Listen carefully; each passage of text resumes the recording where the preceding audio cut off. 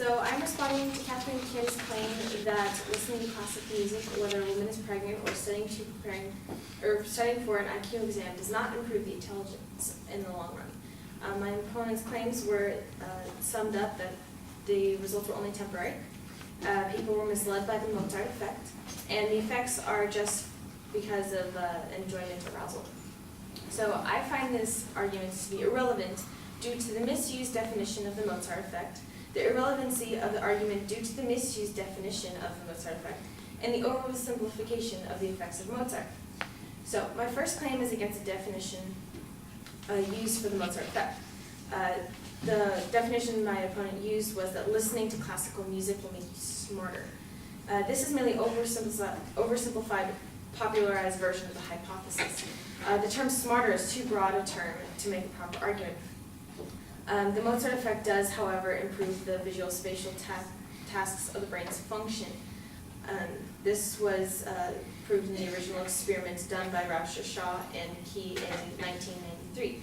And it just merely proved that the exposure to the Mozart sonata enhanced performance due to visual spatial tasks. The research shows the effects of patients while listening to Mozart with no comment on the lasting effects of the Mozart. Shaw's colleague, Francis Rauscher, responded to the popularity and said that I find Mozart makes you smarter thing is quite a leap. My second claim is that media attention created the misconception about the Mozart effect. No evidence or official research even suggested that it was a long-term effect, but was merely an oversimplification due to the hypothesis during the hype on psychology in the 1990s. The oversimplification of Mozart is what led to the increased advertisement of hoax programs and CDs, promising the increased intelligence in infants. The data never suggested that the patients were even smarter, but just had improved results. Because the actual Mozart effect never promised any such results, there's no argument against the actual Mozart effect that was presented in my opponent's claim, but towards the media and the hype surrounding the study. My third claim is that Mozart does improve the cognitive abilities of the brain. There's more to the effect than just the enjoyment arousal. There was a study comparing Mozart to other forms of music, and Rauscher et al. Did a research showing that other such music, such as minimalistic music by Philip Glass and other old-time pop music, did not have the same effect. Even music that was familiar to the patients did not have the same effect. But such complex structure and rhythms as Bach did. So it has to do with the actual structure of the music. One study while listening to Mozart Sonata K448 for 10 minutes in contrast to listening to a short story resulted in the enhancement as the synchronomy of the firing pattern in the brain in the right frontal and left temporal areas of the brain, which persisted for 12 minutes after. There's also effects on basic brain function as expressed in patients with severe seizures. An 8-year-old girl with Lennox-Gastaut syndrome, which is chronic and everyday seizures. They had her listen to the Mozart Sonata was played for every 10 minutes for every hour in the day when she was awake. At the end of the waking period, the number of clinical seizures had fallen from 9 from the first 4 hours to 1 in the last 4 hours. And reduced the time from 317 seconds to 178 seconds.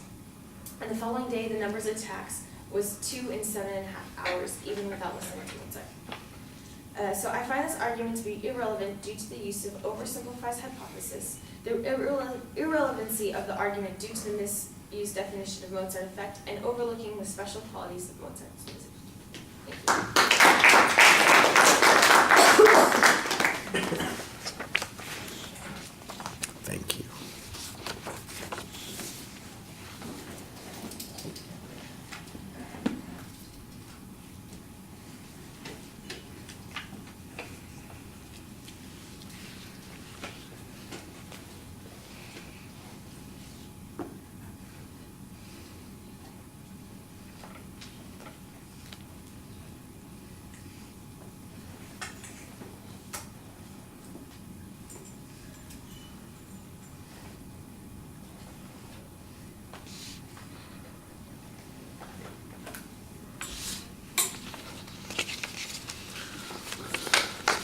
Right, the general response seems to argue that the advocate's original claim is really a misunderstanding of the research in the first place, and that basically they're attacking a straw man kind of argument that wasn't really what the original research dealt with. And I thought you did a good job challenging those principles of the so-called listening to the music making you smarter. I like the citation of the original researchers' opinions on those particular subjects, and your explanations on that I thought were pretty good.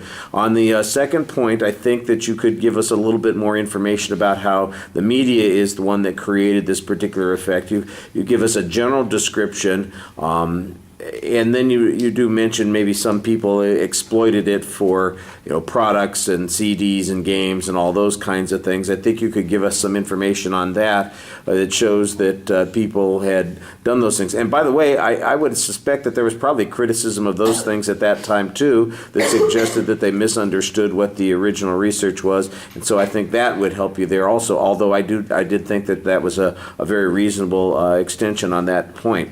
On the next point where you're talking about that it's not just an arousal effect, I think you have a good explanation of that. You, again, cite studies that talk about the impact that this has, and I thought that you had some nice information about some practical benefits that it has to people and the way they think or the way their brains function, in particular in regard to a certain type of illness that you mentioned, which I'm not even going to try and pronounce, much less spell. I do think that you did a good job, again, citing the evidence on this and saying, basically what the advocates responding to is the hype on this issue, and the truth of the issue is that there are some practical issues that go on here, but they were exaggerated by the media, and all the advocate has done is attack the exaggerations, which is not the relevant claim. And I thought you explained that pretty well. I do think that your language is very carefully planned, and I thought that was good, but you do have a tendency to read way too much, and you want to try and talk to us a little bit more.